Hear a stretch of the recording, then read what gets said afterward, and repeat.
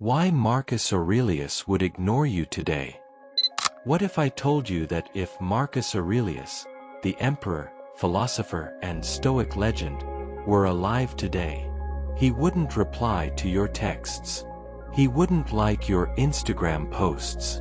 And if you complained about your life, he'd probably just ignore you. But not because he was cold. Because he mastered something we've lost, the art of not being consumed by the noise. In this video, we dive into what Marcus Aurelius stood for, and why, if he lived in the 21st century, he would quietly walk past you, while everyone else is screaming for attention. Segment 1. Who was Marcus Aurelius? Marcus Aurelius was more than a Roman emperor. He was the closest thing the world has seen to a philosopher king. He ruled during wars, plagues, betrayals. Yet in the chaos, he wrote one of the most powerful books in human history, Meditations. This book wasn't meant to be published. It was his private journal, raw, reflective, brutally honest. In those pages, we see the soul of a man who believed in one thing. You have power over your mind, not outside events. Realize this, and you will find strength. Now, fast forward 2,000 years. Segment 2. Why would he ignore you? Let's be honest. Today, we live in the age of attention. Everyone is addicted to being seen, liked, retweeted, validated. But Marcus would do the exact opposite. You post a rant about how unfair life is? Marcus says, waste no more time arguing what a good man should be. Be one. You gossip about others online? Marcus says, when you wake up in the morning, tell yourself, the people I deal with today will be meddling, ungrateful, arrogant. He saw through the nonsense of external approval. So if you were chasing clout, complaining, he wouldn't argue. He would just not participate. Stoicism isn't silence. It's strength without needing to speak. Segment 3. Modern examples of what he'd avoid? If Marcus lived today, here's what he would ignore completely. Online drama.